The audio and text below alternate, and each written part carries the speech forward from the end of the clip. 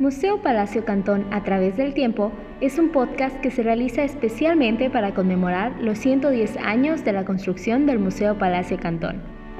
Se hablará sobre cómo fue construido, la historia de su propietario el general Francisco Cantón Rosado y cómo ha evolucionado hasta llegar a ser lo que hoy en día conocemos como el Museo Regional de Antropología de Yucatán.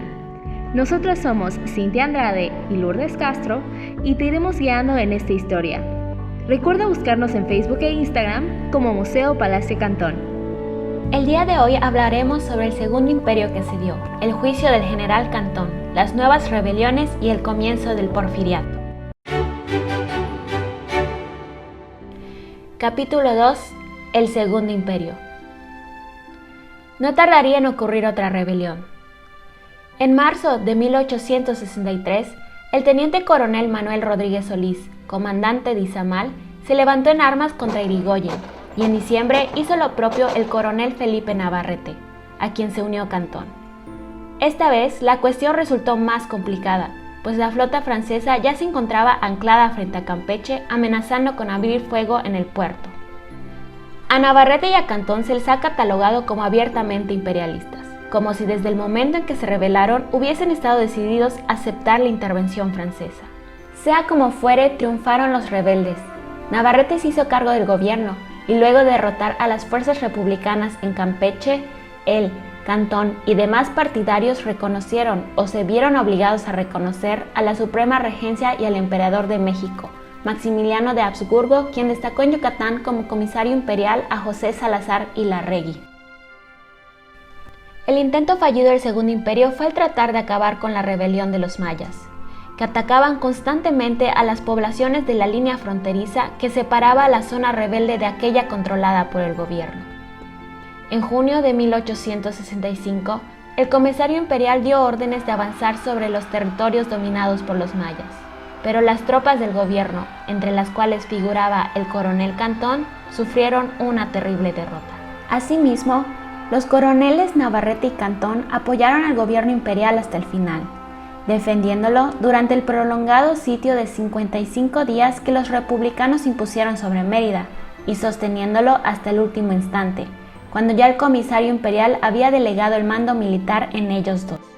La redención de las fuerzas imperiales tuvo lugar el 15 de junio de 1867.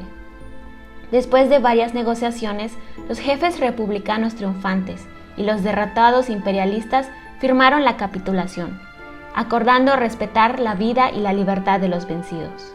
Manuel Cepeda Peraza, jefe de los vencedores, asumió provisionalmente el gobierno.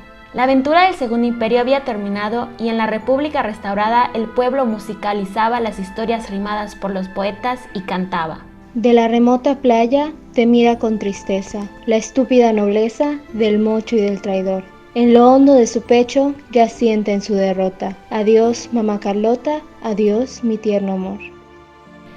No obstante, Cepeda Peraza, a pesar de lo pactado en la capitulación y quizá temiendo que se organizaran nuevas rebeliones contra su gobierno, ordenó el exilio de varios yucatecos imperialistas, entre ellos el coronel Francisco Cantón. También declaró haber sido informado posteriormente por el gobierno republicano, quien tenía noticias de que Cantón y otros desterrados estaban conspirando en Cuba para derrocar su gobierno.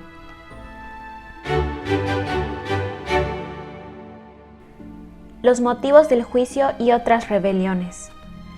Restaurado de nuevo el sistema republicano, Cantón intentó negociar su permanencia en Yucatán, prometiendo dedicarse a su familia y a la atención de su hacienda. El coronel Martín Peraza fue su intermediario ante Cepeda Peraza. En efecto, en La Habana, Cantón participó en la organización de una rebelión, que estalló el 11 de diciembre de 1867, 6 meses después de haber sido restaurada la República en Yucatán, cuando Cepeda Peraza, luego de asumir provisionalmente la gubernatura, había triunfado en las elecciones convocadas por él mismo.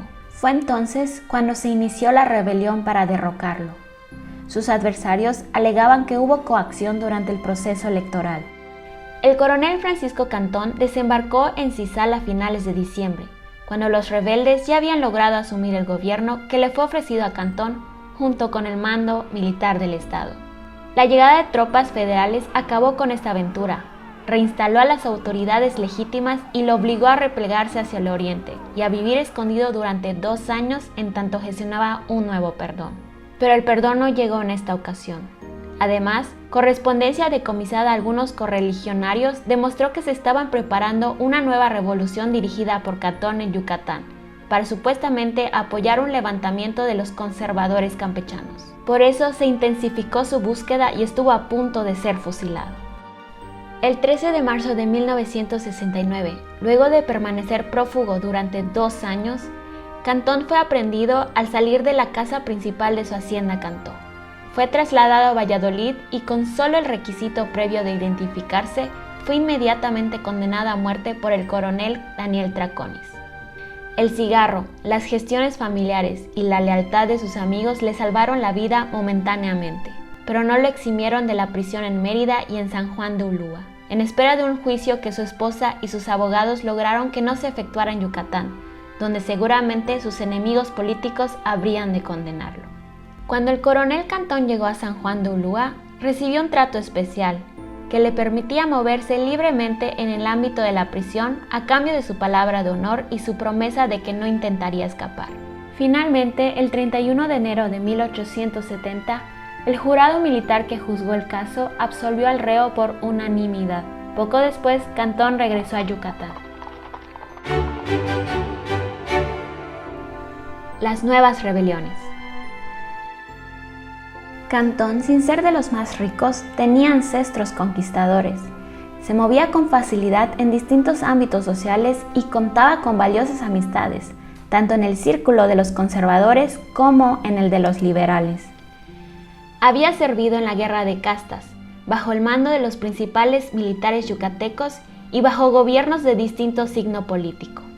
Su trayectoria militar le había dado la fama de valiente y decidido. Comandó varias veces la línea de Oriente, de primordial importancia porque resguardaba la frontera entre la zona pacificada y aquella en la que se mantenía vigente la Guerra de Castas. Demostró carisma y don de mando, y que podía fácilmente reunir y dirigir las tropas necesarias para romper un sitio, atacar un poblado o rebelarse contra el gobierno.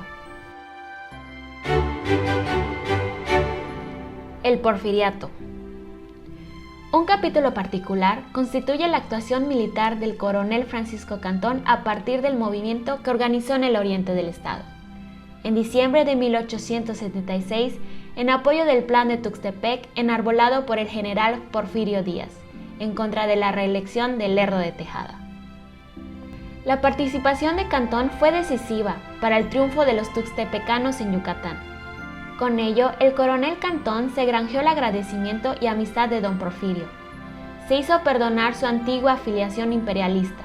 Logró hacerse reconocer como parte del Ejército Nacional y ascender al grado de general con salario a cargo del Ministerio de Guerra. El general Juan de la Luz Enríquez propuso que se le diera a Cantón el nombramiento de general de brigada del Ejército Nacional, lo cual ocurrió en enero de 1877. La información de este podcast se basa en el libro El Palacio del General Cantón, 100 años de historia, escrito por la maestra Blanca González Rodríguez. Si te ha gustado este podcast, puedes seguirnos en este canal y buscarnos en nuestras redes sociales de Facebook e Instagram como Museo Palacio Cantón. No te pierdas el siguiente capítulo, donde te contaremos más sobre el general Francisco Cantón y sus tiempos como militar.